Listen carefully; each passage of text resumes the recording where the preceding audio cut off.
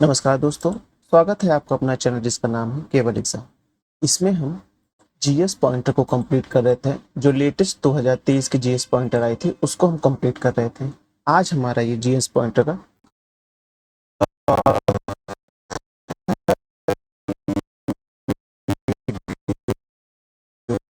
है,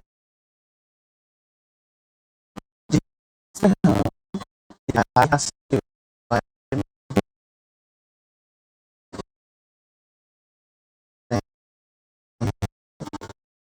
से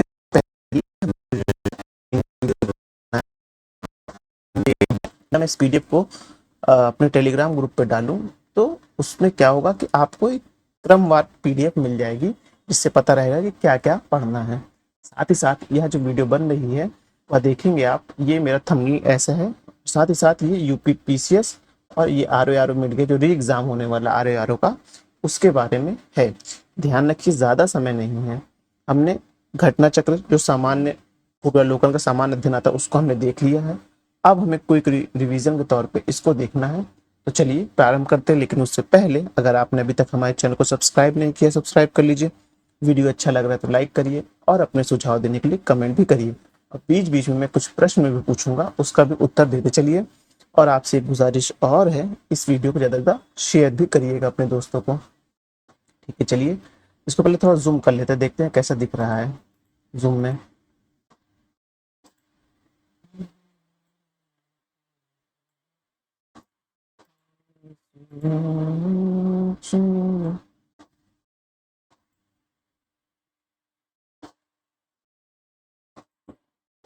ये आपको दिख रहा है ना सब ये, क्योंकि ज़्यादा जूम जितना ज़्यादा रहेगा आपके स्क्रीन पे, मोबाइल या लैपटॉप के स्क्रीन पर, उतना ज़्यादा अच्छे से दिखाई देगा। चलिए ठीक है, स्टार्ट करते हैं। कौटिल्य ने कौटिल्य के अर्थशास्त्र में प्रकाश डाला गया किसमें? राजनीतिक नीतियों के बारे में। देखिए बहुत इंपॉर्टेंट क्वेश्चन बनता है, पूछ लेगा कि अर्थशास्त्र जो पुस्तक है कौटिल्य की, वह किसके ऊपर प्रकाश डालता है? आर्थिकी विषय के ऊपर, राजनीतिक विषय के लिए, विदेशी संबंध के लिए, आंतरिक हस्तक्षेप के लिए, इन सबको विषय का नाम देगा। अब अर्थशास्त्र नाम पढ़ने से ये आता है कि हाँ ये तो इकोनॉमी सेक्टर से रिलेटेड होगा, लेकिन नहीं, जो कौटिल्य के अर्थशास्त्र थी वो राजनीतिक नीतियों से संबंधित थी। अब है, कौटिल्य अर्थशास्त्र के अनुसार न्यायिक दंड के परिणाम स्वरूप कोई व्यक्ति दास हो सकता है। स्त्री दास अपने मालिक के संग से पुत्र जनन पर कानूनी तौर पर मुक्त हो जाती है। यानी कहना है मतलब ये है, जब स्त्री दास जो रहेगी अपने मालिक के थ्रू, जब वो आ, उसके पुत्र को जन्म देगी तो वो उसके कानूनी तौर पर जो दास रहेगी उससे मुक्त हो जाएगी। अब आगे देखते हैं।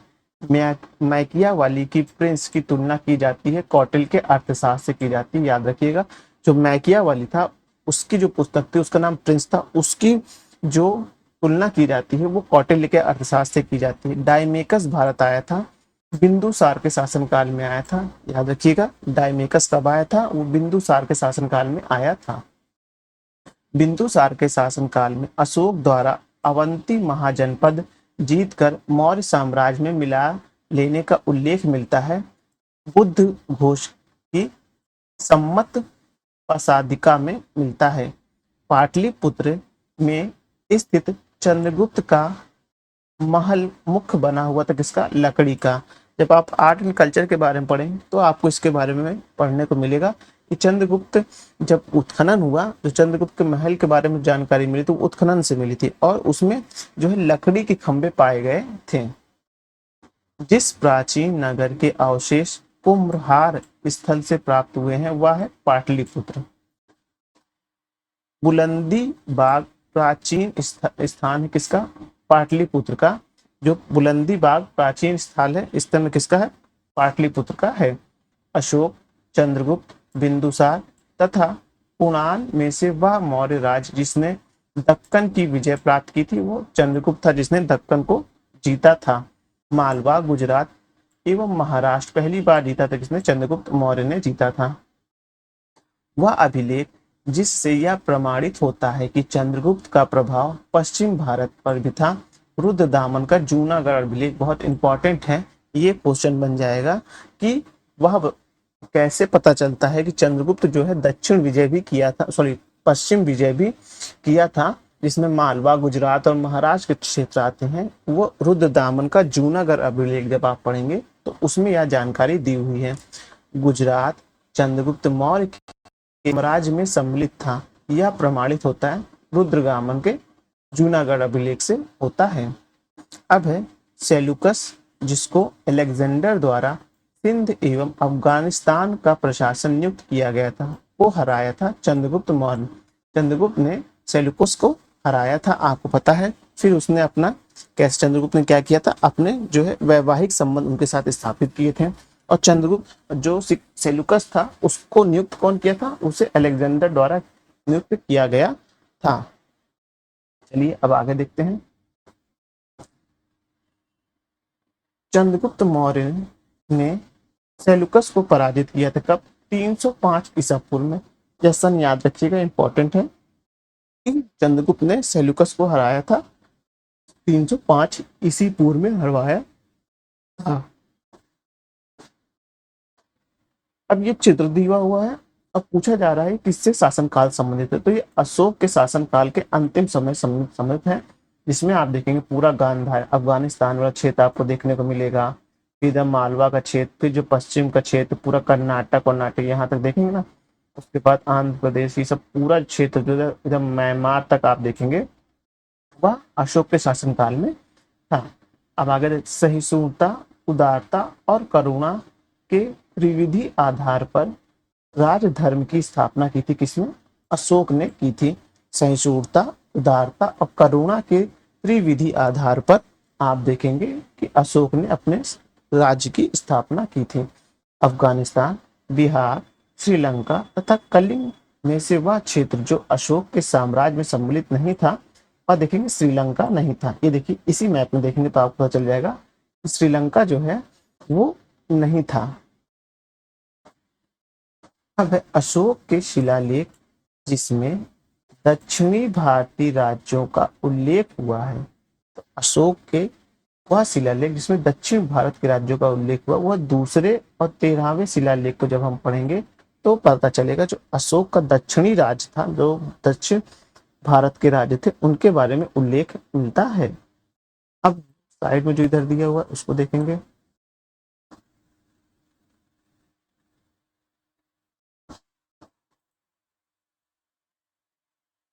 इधर थोड़ा सा हैंग कर रहा है लैपटॉप, नहीं सही है, आप सही दिख रहा है आपको। भारत के प्रथम अस्पताल एवं औषधि बाग का निर्माण करवाया था किसने, अशोक ने। बहुत इंपॉर्टेंट क्वेश्चन है, पूछ लेगा भारत, क्योंकि आयुष्मान योजनाएं चल रही हैं जो स्वस्थ भारत से संबंधित चल रही हैं, हो सकता है उनको कोरिलेट करके हिस्ट्री का अगर कोई क्वेश्चन बनाना हो तो वो पूछ सकता है। आजकल एग्जाम में हिस्ट्री बहुत डोमेन कर रही है, क्योंकि लोग एक समय में एंशिएंट हिस्ट्री को छोड़ के और मॉडर्न को तो पूरा मेडुअल भी छोड़ देते थे, सिर्फ मॉडर्न पढ़ के जाते थे। तो वर्तमान स्वरूप जो 1-2 साल का देखेंगे पेपर को बदल रहा है, वो एंशिएंट और मेडुअल हिस्ट्री से अच्छे खासे उठा रहा है। तो वर्तमान में जो इतनी आयुष्मान योजनाएं चल रही, सब चल रही हैं, उनको जोड़ के हो सकता पूछ लें कि प्रथम अस्पताल एवं औषधि विभाग बनाया गया था, वह किसके माध्यम से बनाया गया था, जिसने सर्वप्रथम निर्माण कराया था भारत में, वह अशोक ने करवाया था। अशोक ने बौद्ध हेतु बौद्ध होते हुए भी हिंदू धर्म आस्था नहीं छोड़ी, इसका प्रमाण मिलता है देवा नाम प्री की उपाधि लेकर। जो उसने नाम लिया था देवा नाम प्री, पूछा जाएगा देवा नाम प्री उपाधि किसने ली थी, तो अशोक ने ली थी।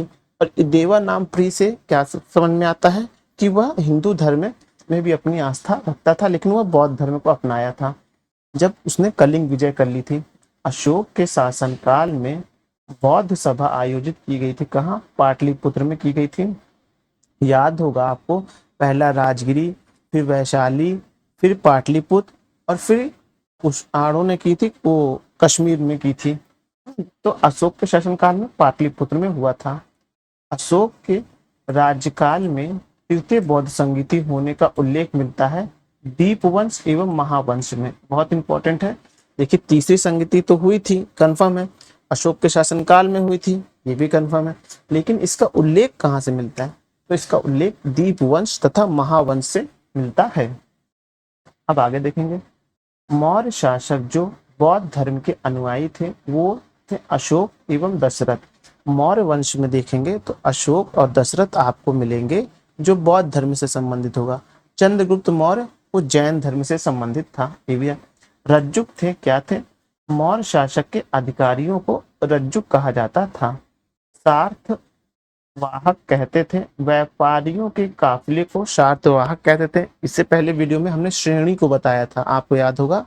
वो श्रेणी, सार्थवाहक, ये सब एक ही थे। उसके बाद अग्रहारिका, युक्त, प्रादेशिक तथा रज्जुक में से वह अधिकारी जो मौर्य प्रशासन का भाग नहीं था, वो अग्रहारिका जो था वो मौर्य वंश से संबंधित नहीं था। बाकी युक्त, प्रादेशिक और रज्जुक जो थे वो मौर्य वंश से संबंधित थे।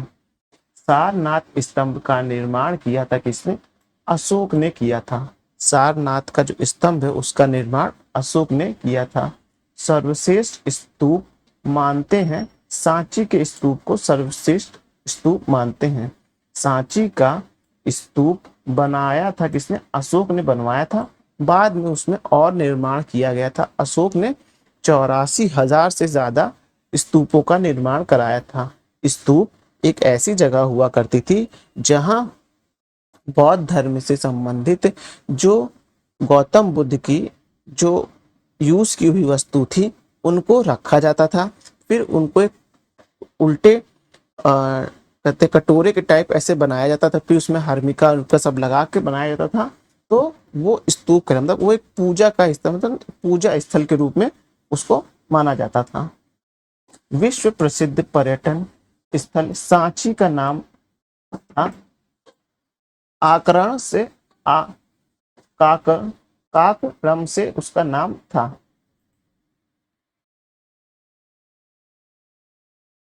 अब देखेंगे एक तरफ स्थल है और स्मारक या भग्नावशेष, मतलब जो भवन बनाए गए उसके अवशेष। कौशाम्बी में क्या है? घोषिताराम मठ है। कुशीनगर में क्या है? राणा भर स्तूप है। सारनाथ में धमेक स्तूप है। श्रावस्ती में सहता मेहता स्तूप है। याद रखिएगा, श्रावस्ती याद रखिएगा सहता मेहता के लिए में, सारनाथ धमेक के लिए याद रखिएगा, कुशीनगर आपका राणा भर स्तूप के लिए, कौशाम्बी घोषिताराम मठ के लिए प्रसिद्ध है। कौशाम्बी बौद्ध धर्म और जैन धर्म दोनों की पवित्र स्थल भी माना जाता है, ये भी ध्यान रखिएगा। सम्राट अशोक की तीर्थ यात्रा का सही क्रम क्या है? सम्राट अशोक सबसे पहले लुम्बिनी गए थे, फिर कपिलवस्तु, फिर बोध गया, सारनाथ, कुशीनगर, श्रावस्ती। ये बहुत ही टिपिकल क्वेश्चन बन जाता है जब एग्जामिनर को बहुत टफ क्वेश्चन बनाना है, तब इस तरह का क्वेश्चन फ्रेम किया जाता है कि अब उनके जो आप यात्रा थे उनके बारे में बताइए। ये सब ऐसे क्वेश्चन होते हैं, अगर आ रहे तो टिक करिए, नहीं आ रहे हैं तो छोड़ दीजिए। ये सब क्वेश्चन ऐसे हैं जो छोड़ने वाले भी होते हैं, लेकिन फिर भी ऐसे अगर ये क्वेश्चन यही रिपीट हो जाए तो याद रखिएगा लुम्बिनी, कपिलवस्तु, बोधगया, सारनाथ, कुशीनगर और श्रावस्ती। स्टार्टिंग के दो और लास्ट के दो याद रख लेंगे तब भी काम चल जाएगा। लुम्बिनी और कपिलवस्तु में सर्वप्रथम गए थे, फिर आप कुशीनगर और श्रावस्ती सबसे बाद में गए थे। अशोक के शिलालेखों में प्रयुक्त भाषा है कौन सी? प्रकृत भाषा है, याद रखिएगा। कालसी, गिरनार, शहबाजगढ़ी तथा मेरठ में से वह अशोककालीन अभिलेख जो खरोष्टी लिपि में है, वह शहबाजगढ़ी का जो आप वो देखेंगे अभिलेख है वह खरोष्ट लिपि में है। पत्थर का प्राचीनतम शिलालेख है, इसका प्राकृत भाषा में लिखा गया है। अशोक के शिलालेख को सर्वप्रथम पढ़ा था जेम्स प्रिंसेप ने पढ़ा था। अशोक, याद रखिएगा कि अशोक के शिलालेख को सबसे पहले किसने पढ़ा था? जेम्स प्रिंसेप में पढ़ा था। ब्राह्मी लिपि का प्रथम उद्वाचन किया था पत्थर की पट्टियों पर बनाया किया गया था। ब्राह्मी लिपि को सर्वप्रथम पढ़ा था कौन? जेम्स प्रिंसेस ने पढ़ा था। सम्राट अशोक के राज्यादेशों का सबसे पहले विकूटन यानी कि डिसाइफर किया गया था, जेम्स प्रिंसेस ने किया था। मौर्य सम्राट के पेशावर के निकट उत्तर पश्चिम भाग में अशोक के शिलालेख थे, कौन सी लिपि में? खरोष्टी लिपि में मिले थे। जब आप देखेंगे पेशावर यानी कि आप जब अफ़गानिस्तान और पाकिस्तान वाला क्षेत्र देखेंगे तो वहाँ जो अशोक की लिपि मिली है वो खरोष्ट लिपि में मिली है। बाकी उसने प्राकृत भाषा में लिखवाया था जो अपने भारत की तरफ था। अब वह स्थान जहाँ प्राग अशोक ब्राह्मी लिपि का पता चला है वो है अनुराधापुर। पता है अनुराधापुर में पता चला, जहाँ आप प्राग के अशोक की ब्राह्मी लिपि का पता कहाँ से चलता है, वो अनुराधापुर से पता चलता है। प्राचीन भारत में वह एक लिपि जो दाईं से बाईं लिखी जाती थी वह खरोष्ट लिपि थी। दाईं से बाईं यानी लेफ्ट टू राइट वाले कॉन्सेप्ट में आप देखेंगे वो आप खरोष्ट लिपि का देखेंगे। अशोक का अपने शिलालेखों में सामान्यतः जिस नाम से उल्लेख है वह किस नाम से है, वह है प्रियदर्शी या प्रियदर्श के नाम से उल्लेख है। याद रखिएगा, अशोक का नाम उसके शिलालेखों में प्रियदर्शी के नाम से उल्लेख है।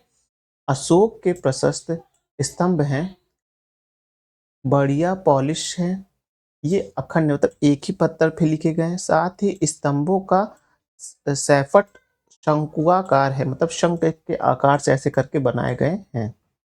मास्की, गुर्जरा, नेतुर एवं उडे गोलाम अभिलेख में नाम मिलता है क्या, अशोक। याद रखिएगा, अशोक के अधिकतर अभिलेख में आपको किसका नाम मिले, अशोक को प्रियदर्शी के नाम से मिलेगा। लेकिन मास्की, गुर्जरा, नेतुर और उडे गोलम में ये चार अभिलेख में आपको अशोक का नाम अशोक मिलेगा। ये चारों का नाम याद रखिए। हो सकता है पूछ ले ऐसे क्वेश्चन बना के कि अशोक का नाम अशोक निम्नलिखित में से कौन से शिलालेख में मिलता है, और लिख दे पहले में मास्की, दूसरे में गुर्जरा, तीसरे में नेतुर, चौथे में उडे गोलम नाम आ जाए। तो याद रखिएगा चारों में जो ऑप्शन आएगा चारों में लिखा गया है। अब उसके आगे देखेंगे हम लोग, दिख रहा है ये आपको। हाँ। अब है वह वह उभारदार मूर्ति शिल्प यानी कि रिलीफ स्कल्पचर शिलालेख जिसमें अशोक के प्रस्तर रूप चित्र के साथ रायोण अशोक यानी राजा अशोक उल्लेखित है, वह है कंगन हल्ली। देखिए मिटा हुआ है लेकिन आप मैं बता दे रहा हूँ ये कंगन हल्ली लिखा हुआ है। अशोक का रुम्मनदेही स्तंभ संबंधित है इससे, बुद्ध के जन्म से। याद होगा बुद्ध के जन्म का उल्लेख किसमें मिलता है, रुम्मनदेही अभिलेख में मिलता है। ये पहले भी, इससे पहले जब हम बौद्ध धर्म पढ़ रहे थे इससे पहले वीडियो में, तो उसमें हमने वहां देखा था। अब है गुर्जरा लघु शिलालेख। गुर्जरा लघु शिलालेख जिसमें देखेंगे अशोक का नाम उल्लेख किया गया है, स्थित है मध्य प्रदेश के दतिया जिले में स्थित है। गुर्जरा अभिलेख लघु शिलालेख जिसमें अशोक का नाम उल्लेखित है वो कहाँ है, वो मध्य प्रदेश में है।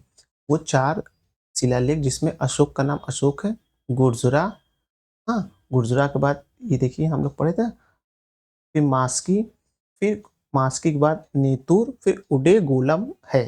जब 3-4 बार ये नाम पढ़ लेंगे आपको भले दिमाग में ये नाम याद ना रहे, जब आपको ऑप्शन दिखेंगे तो आपको अपने आप रिकॉल हो जाएगा।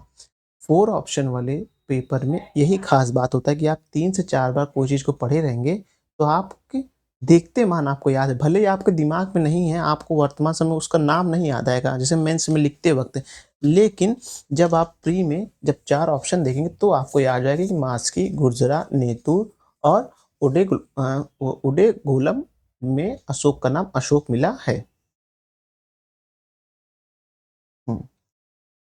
अब आगे देखते हैं, केवल वह स्तंभ जिसमें अशोक ने स्वयं को मगध का सम्राट बताया है, इसमें केवल ये शब्द याद रखिएगा वो है भब्रू स्तंभ। बहुत इंपॉर्टेंट, अगर यूपीएससी या यूपी पीछे में क्वेश्चन बनता है तो लोग कहते हैं जहाँ केवल, सभी ऐसे शब्द आते हैं उनको आप अधिकांशतः उस प्रश्न को गलत मान लीजिए, लेकिन कुछ ऐसे फैक्ट भी हैं जिनको ध्यान रखना है। तो उसमें से एक ये भी है, हो सकता है लिख जाए कि केवल वह स्तंभ जिसमें अशोक ने स्वयं को मगध का सम्राट नियुक्त किया हुआ है भब्रू स्तंभ है। बहुत ध्यान से पढ़िएगा क्योंकि इंपॉर्टेंट क्वेश्चन है। केवल देख के हो सकता है मास्की लिख दे, तो नहीं, मास्की नहीं है। जिसमें राजा अशोक ने स्वयं को मगध का सम्राट बताया है वह भब्रू स्तंभ है। उत्तराखंड में सम्राट अशोक के शिलालेख की एक प्रति मिलती है, किसमें? कलसी अभिलेख में। उत्तराखंड में कलसी अभिलेख जो मिलता है उसमें सम्राट अशोक की एक एक प्रति मिली है, मतलब एक उनका डिजाइन मिला है सम्राट अशोक का। ध्यान रखिएगा, पूछा जाएगा कि उत्तराखंड में कौन से शिलालेख है, तो वो कलसी है, याद रखिएगा। क्योंकि ये उत्तराखंड स्पेशल, जब उत्तराखंड का जब आप पेपर देंगे तो उसमें ये अक्सर पूछा जाता है। अब आगे देखेंगे, कलिंग युद्ध की विजय तथा क्षत्रियों का वर्णन अशोक के जिस शिलालेख में है वो है कौन सा? आप देखेंगे 13वां शिलालेख है जिसमें अशोक ने कलिंग विजय बताई है अपनी। अशोक ने जो कलिंग विजय की थी जिसके बाद उसने बौद्ध धर्म को अपना लिया था, तो वो कौन से शिलालेख में है? उसका वर्णन 13वें शिलालेख में देखेंगे, कलिंग विजय के बारे में उल्लेख है। अब है अभिलेख जिसमें कलिंग विजय का वर्णन है वो है हाथी गुम्बा अभिलेख। देखिए, शिलालेख आएगा तो 13वां शिलालेख है कलिंग के बारे में विजय में, और आप अभिलेख में देखेंगे तो हाथी गुम्बा अभिलेख में आप कलिंग विजय के बारे में देखेंगे। अशोक का पूर्ण रूपेण धार्मिक सहिष्णुता के प्रति समर्पित अभिलेख है 12वां अभिलेख है। इसमें बताया हुआ पूरी तरह से धार्मिक सहिष्णु होते चला जा रहा है। इसके बारे में किसमें उल्लेख किया गया है? 12वें शिलालेख में किया गया है। 13वें शिलालेख में क्या बताया गया है? कलिंग विजय के बारे में बताया गया है। अगर अभिलेख पूछा जाए कलिंग विजय से संबंधित तो वह हाथी गुम्बा अभिलेख है। अशोक के जो प्रमुख शिलालेख संगम राज्य के विषय में हमें बताते हैं वो सम्मिलित हैं दूसरे और 13वें शिलालेख में। आप देखेंगे तो अशोक ने संगम राज्य के बारे में बताया है। यह दक्षिण भारत के राज्य हुआ करते थे, इनके बारे में भी हम पढ़ेंगे। संगम युग जब पढ़ने स्टार्ट करेंगे तो उन जो अशोक ने दक्षिण भारत के बारे में जो संगम युग के बारे में उल्लेख किया है वह अपने दूसरे और 13वें शिलालेख में किया है। चोल, पांड, सतीपुत्र तथा सातवाहन में से वह दक्षिण राज्य जिसका उल्लेख अशोक के शिलालेख में नहीं है वो सातवाहन शासक जो थे उनके बारे में वो दक्षिण राज्य के शिलालेख जो है उसमें उल्लेखित नहीं है, यानी कि शिलालेख नंबर 2 और शिलालेख नंबर 13 में उल्लेख नहीं है। अब आगे देखेंगे, अशोक का वह अभिलेख जिसमें पारंपरिक अवसरों पर पशु बलि पर रोक लगाई गई है। ऐसा लगता है कि यह पाबंदी पशुओं के वध पर थी। वो 5वां स्तंभ अभिलेख देखेंगे तो जिसमें बताया गया था पशुओं को मारने पर रोक लगाई गई थी, वो 5वां स्तंभ में है। टालमिया फिलाडेल्फ यानी कि तुर्मय जिसके साथ अशोक के राजनयिक संबंध थे, शासक था कहाँ? मिस्र का।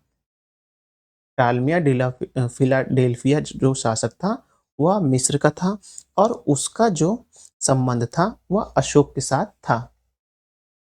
चोल, गुप्त, मौर्य तथा पल्लव में से वह राजवंश जिसके शासकों के सुदूर देश जैसे सीरिया एवं मिस्र के साथ संबंध थे वो मौर्य शासक थे। अभी हम लोग ने पढ़ा फिलाडेल्फिया के साथ जो कि मिस्र का शासक था उसका अशोक के साथ संबंध था, तो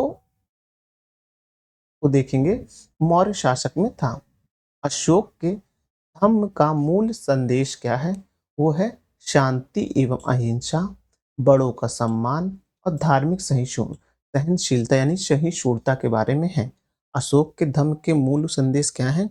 पहला है शांति एवं अहिंसा, दूसरा है बड़ों का सम्मान, तीसरा है धार्मिक सहिष्णुता है।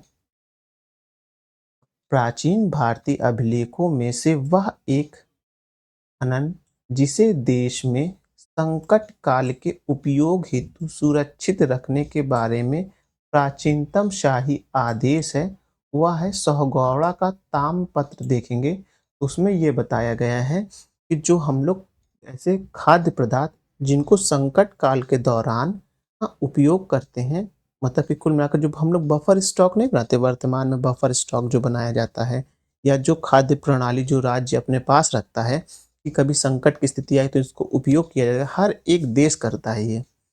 दुनिया कोई भी देश हो, सभी अपने पास खाद्य पदार्थों का बफर स्टॉक बनाकर चलते हैं। हाँ, खाद्य पदार्थ के साथ पेट्रोलियम पदार्थ का भी लोग जो है बफर स्टॉक बनाकर चलते हैं। तो प्राचीन काल में अशोक का वह अभिलेख जिसमें वह देखेंगे कि आप खाद्य पदार्थों का उपयोग जो है संकटकालीन समय में उपयोग करने के लिए वह सोहगौड़ा के ताम्रपत्र में मिलेगा।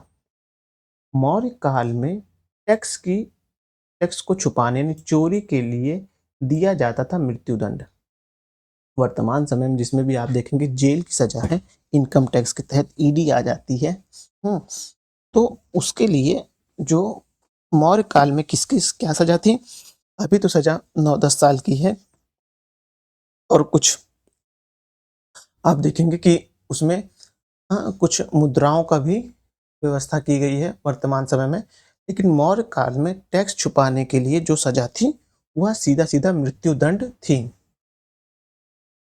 अब आगे देखेंगे, प्रसिद्ध यूनानी राजदूत मेगास्थनीज भारत आया था किसके शासनकाल में? चंद्रगुप्त मौर्य के दरबार में आया था। याद करिएगा, प्रसिद्ध यूनानी राजदूत मेगास्थनीज, याद रखिएगा मेगास्थनीज की जो पुस्तक थी उसका नाम इंडिका था। हाँ, साथ ही साथ ये भी पूछेगा मेगास्थनीज कहाँ से आया था, तो वो यूनान से आया था, ये भी ध्यान रखिएगा। और वो किसके शासनकाल में आया था? चंद्रगुप्त मौर्य के दरबार में आया था, ये भी पूछेगा। चंद्रगुप्त मौर्य के दरबार में जो विदेशी यात्री आया था वह कौन था? तो याद रखिएगा उसका नाम मेगास्थनीज था। उसने यहाँ अपनी एक पुस्तक लिखी जिसका नाम इंडिका है। अब देखते हैं सत्य कथन है। अशोक के कलिंग को मौर्य साम्राज्य में जोड़ लिया था। कलिंग दक्षिण भारत को जाने वाले स्थल एवं समुद्री मार्ग को नियंत्रित करता था। यह सत्य कथन है कि अशोक ने जो 261 261 ईसा पूर्व में आप देखेंगे तो कलिंग पर विजय प्राप्त कर ली थी। हाँ, और वो 269 वर्ष ईसा पूर्व में अपने राजगद्दी पर बैठा था। 8 साल बाद उसने कहते हैं कलिंग विजय की थी। कलिंग विजय में इतना ज़्यादा मृत्यु हुई थी जिसको देखकर अशोक भयभीत हो गया था, तो उसने बौद्ध धर्म अपना लिया था। और कलिंग विजय का उल्लेख मिलता है, आप 13वें शिलालेख में देखेंगे तो कलिंग विजय के बारे में आपको मिलेगा। साथ ही साथ इसमें एक चीज़ और देखने को मिलेगी आपको कि वह बौद्ध धर्म की ओर अग्रसर भी हो गया था। तो जो कलिंग एक ऐसा जगह था, जैसे वर्तमान में आप देखेंगे तो आप इंटरनेशनल रिलेशन में आपको याद होगा कि आप देखेंगे कि जो अदन की खाड़ी है वहाँ पर जिसका नियंत्रण रहता है, मिस्र के पास जो सी है वहाँ का नियंत्रण, मलक्का जल संधि वहाँ का नियंत्रण, ये सब ऐसे समुद्री मार्ग है जिसका वहाँ नियंत्रण हो गया वो पूरे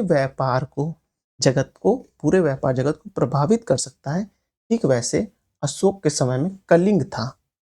कलिंग एक ऐसा जगह था जो दक्षिण भारत को उत्तर भारत से जोड़ता था और साथ ही समुद्र मार्गों को पर भी नियंत्रण करता था। इसलिए कलिंग विजय बहुत इंपॉर्टेंट बन गई थी।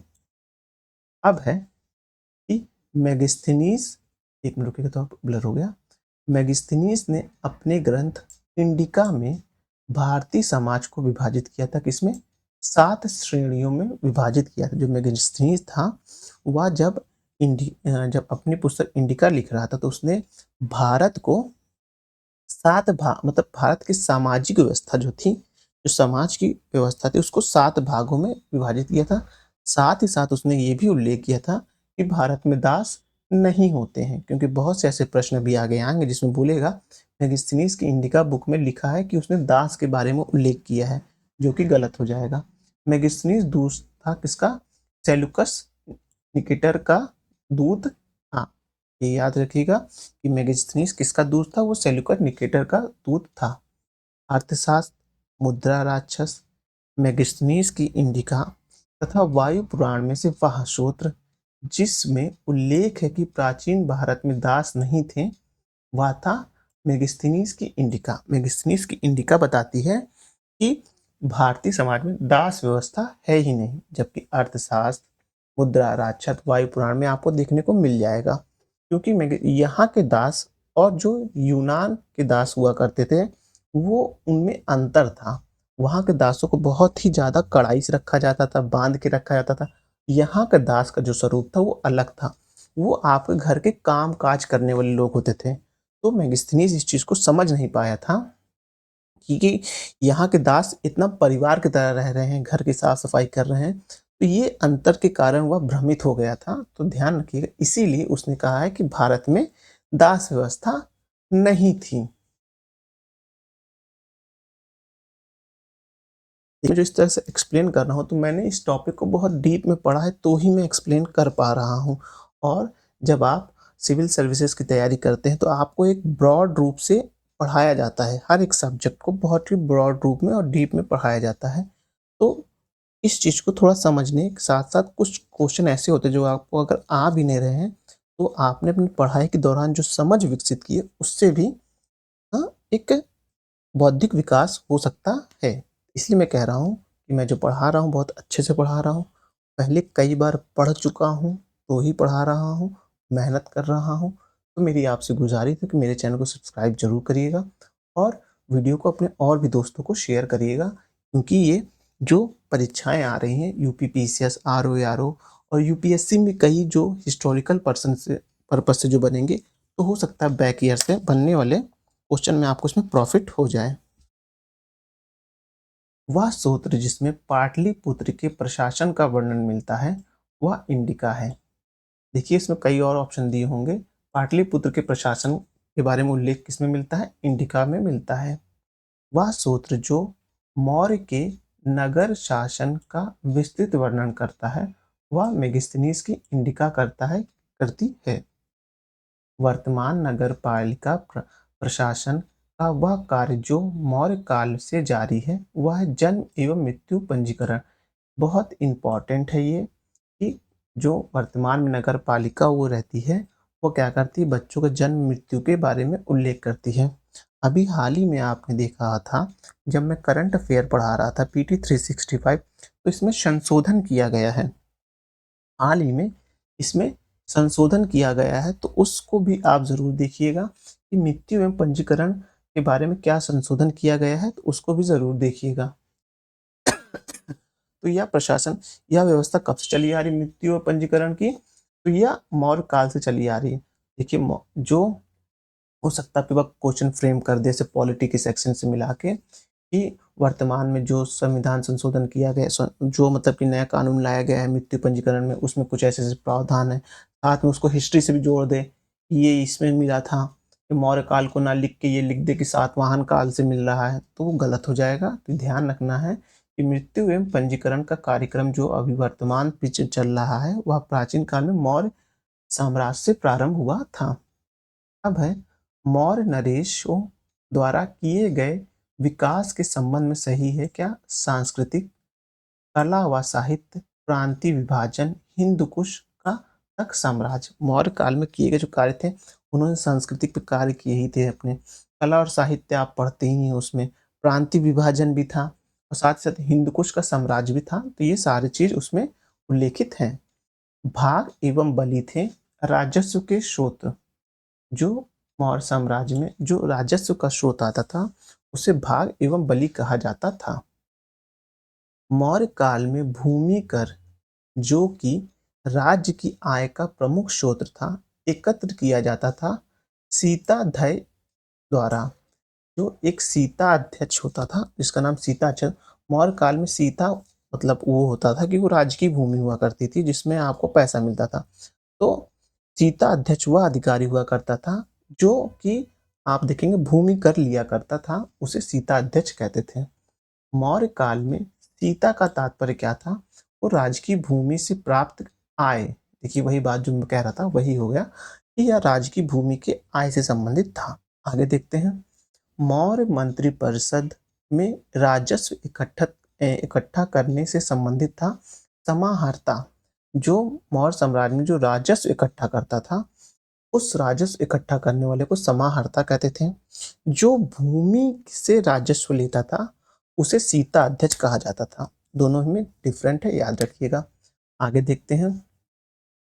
मौर्य युगनी अधिकारी जो नाप तौल का प्रभारी हुआ करता था, उसे पैतृवाध्यक्ष कहते थे। क्या कहते थे? पैतृ व अध्यक्ष कहते थे, जो माप तौल का अधिकारी होता था। देखिए, जो भूमि से राजस्व ले रहा है, उसे सीता अध्यक्ष कहा जाता था। जो समग्र राजस्व अधिकारी को समाहर्ता कहते थे। जो आप माप तौल का अधिकारी था, उसे पैतृाध्यक्ष कहते थे। तो और उसके बाद और वो अधिकारी जो नगर निर्माण के लिए उत्तरदायित्व होता था, उसे एग्रोनोमोई कहते थे। ये प्रश्न आप 2022 का जो 2021 का पीसीएस देखेंगे, तो उसमें एज इट इज क्वेश्चन आया हुआ है, और उससे पहले भी एग्जाम में आ चुका है। तो पूछा गया था कि एग्रोनोमोई कौन थे। वो मौर्य काल में एग्रोनोमोई कौन से अधिकारी थे? तो नगर निर्माण से संबंधित थे। अब है कि पंकोदक सन्निरोध मौर्य साम्राज्य द्वारा लिए जाने वाला जुर्माना कौन सा था? वो जुर्माना था सड़क पर कीचड़ फैलाने वाला। वर्तमान में आपको पता है, सड़क पर लोग थूक देते हैं तो उसे 500 रुपये का जुर्माना है। साथ ही साथ जो नगर निगम के द्वारा जो घर घर कूड़ा उठाया जाता है, जिससे इसमें स्वच्छ भारत अभियान के तहत चलाया गया है, जिसमें इंदौर हमेशा से आप देखेंगे फर्स्ट आ रहा है। तो वो सब को अगर आप मौर्य शासन में देखेंगे, उसे तो उस जुर्माने को कहते थे। अगर जो वर्तमान में हम लोग इस तरह का दंड कर दें, इसमें 500 रुपये का जुर्माना है, तो मौर्य साम्राज्य में देखेंगे उसे कहते थे पंकोदक सन्निरोध। पंकोदक सन्निरोध जो कहा जाता था, वह सड़क पर कीचड़ फैलाने वाले के जुर्माने को कहा जाता था। बहुत इंपॉर्टेंट है, ध्यान रखिएगा। अब है तलार अधिकारी है एक, ठीक है, और कार्य क्षेत्र उसके। तलार कहते थे रात्रि सुरक्षा कर्मियों का अधिकारी। जो होमगार्ड होते हैं, हाँ, जो चपरासी होते हैं, जो रात्रि में जो लोगों की सुरक्षा करते हैं, उन्हें तलार कहा जाता था मौर्य शासन में। पटकोल ग्रामीण कर वसूल करने वाला अधिकारी। जो ग्रामीण इलाके से वसूल करता था कर, उसे पट्टाकोल कहा जाता था। ये भी बहुत इंपॉर्टेंट है। अब आगे देखते हैं। सह सहसाधिपति कहा जाता था। चोरी डकैती के मुकदमे में अधिकारी जो हुआ करता था, उसे सह समाधिपति कहा जाता था। बलाधिप कहा जाता था। चुंगी की चुंगी का सुरक्षक को क्या कहा जाता था? वो बलाधिप कहा जाता था। ये सबको आप 2-4 बार पढ़ेंगे तो याद हो जाएगा। गेस करने, देखिए इस तरह प्रश्न आ गए, अगर आ रहा है तो ठीक है। अगर आपको स्मार्ट गेस करना है, तो जब तक आप कई बार पढ़े नहीं रहेंगे, 1-2 बार जब तक आप पढ़े नहीं रहेंगे, तब तक आप स्मार्ट गेस नहीं कर पाएंगे। तो स्मार्ट गेस करने के लिए भी आपको 1-2 बार उस चीज़ को पढ़ा होना चाहिए। अब आगे देखते हैं। मौर्य काल में शिक्षा का सर्वाधिक प्रमुख केंद्र क्या था? उसे तक्षशिला कहा जाता था। कौटिल्य के अर्थशास्त्र के अनुसार मौर्यकालीन न्याय व्यवस्था में वे न्यायालय अस्तित्व में थे जिन्हें धार्मिक स्थिति और कंटक शोध कहा जाता था। कौटिल्य के अनुसार, जो अर्थशास्त्र के अनुसार, जो मौर्य कालीन में न्याय व्यवस्था के लिए उत्तरदायी थे, जो न्यायालय थे, उन्हें क्या कहते थे? उसे धर्म स्थली या कंटक शोध कहते थे। भारत के सांस्कृतिक इतिहास के संदर्भ में इतिवृत्त या राजवंशी इतिहासी तथा वीर गाथाओं को कंठस्थ कहा करना व्यवस्था थी। मागध के स्तूप वर्ग का गांव के शासन को स्वायत्तता शासी पंचायतों के माध्यम से संचालित करने की व्यवस्था का सूत्रपात किया था किसने? द्रविड़ों ने किया था। प्राचीन भारत का ग्रंथ जिसमें पति द्वारा प्रतिविक्त पत्नी के लिए विवाह विच्छेद की अनुमति दी गई थी, वो था अर्थशास्त्र।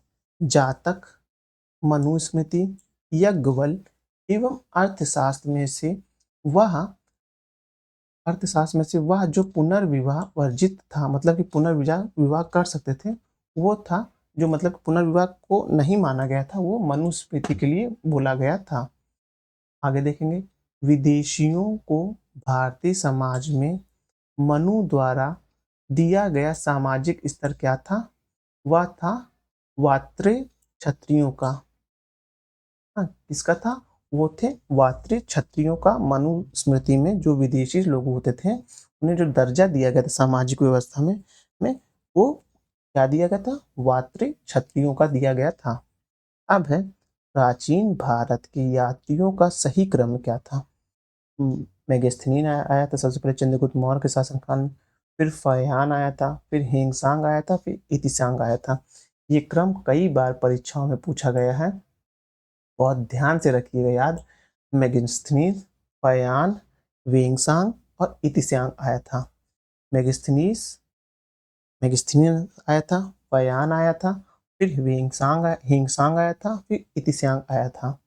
याद रखिएगा, सबसे छोटा नाम इतिस्यांग जो है वो सबसे अंत में आएगा। यही क्रम आएगा, पेपर में आना होगा, अन्यथा मेरे ख्याल से और नहीं आएगा।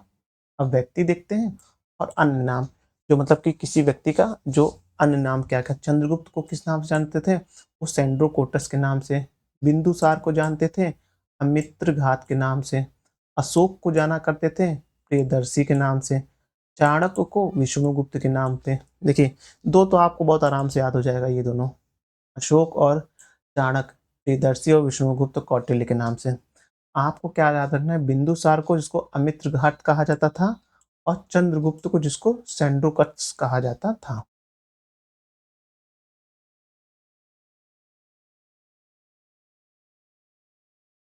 देखते हैं दिख कैसा रहा है। हम्म। अब अंतिम मौर्य सम्राट था कौन? बृहदत्त। ये बहुत इंपॉर्टेंट क्वेश्चन है, सीधा पूछेगा फैक्ट के रूप में कि अंतिम मौर्य सम्राट कौन था? वो मौर्य सम्राट को बृहदत्त कहते हैं। तुंग वंश के विषय में सत्य कथन है क्या? अंतिम मौर्य शासक बृहदत्त की हत्या उसके प्रधान सेनापति पुष्यमित्र सुंग ने की थी तथा मगध में सुंग वंश की स्थापना की। अंतिम सुंग राजा देवभूमि की हत्या उसके ब्राह्मण मंत्री वसुदेव करने की और राज सिंहासन हथिया लिया था। तो ये सारे स्टेटमेंट सही हैं। मौर्य काल में प्राणायाम था क्या? आपातकालीन कर। जब आपातकालीन कर को हम क्या कहते थे? प्राणायाम कहा जाता था।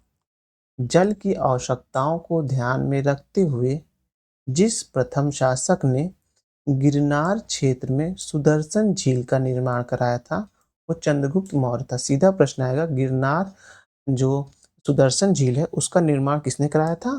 चंद्रगुप्त मौर्य ने कराया था। गिरनार में स्थित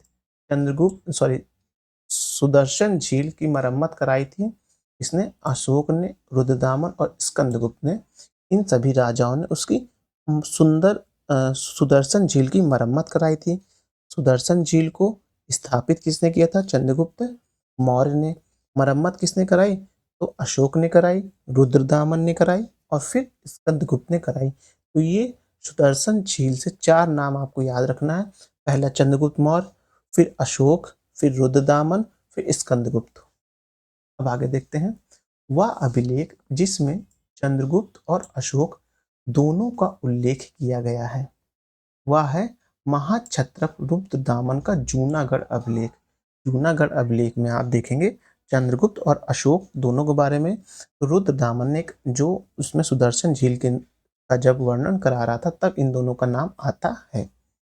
अब है, महाक्षत्रप रुद्रदामन के जूनागढ़ अभिलेख पर पाए गए हैं अशोक के अभिलेख पाए गए हैं। बराबर पहाड़ी की गुफा के विषय में सत्य कथन है। इस पहाड़ी पर कुल 4 गुफाएं हैं। 3 गुफाओं की दीवार पर अशोक के अभिलेख उत्कीर्ण हैं। ये अभिलेख इन गुफाओं को आजीवक को समर्पित करने के लिए उल्लेखित किए गए हैं। अब है आगे, सही सुमेल है सारनाथ जो है law and capital of Ashok. जो जो वर्तमान में आप अशोक स्तंभ देखेंगे वो कहाँ है? वह सारनाथ से लिया गया है। सारनाथ में जो स्तंभ लगवाया गया था वो अशोक के द्वारा में लगाया गया था। तो उसी सारनाथ स्तंभ को कहते हैं law and capital of Ashok. सही सुमेलित है great seats of Buddhist learning Nalanda में है। मतलब बौद्ध धर्म को पढ़ने के लिए नालंदा जो है एक विश्वविद्यालय के रूप में विख्यात था।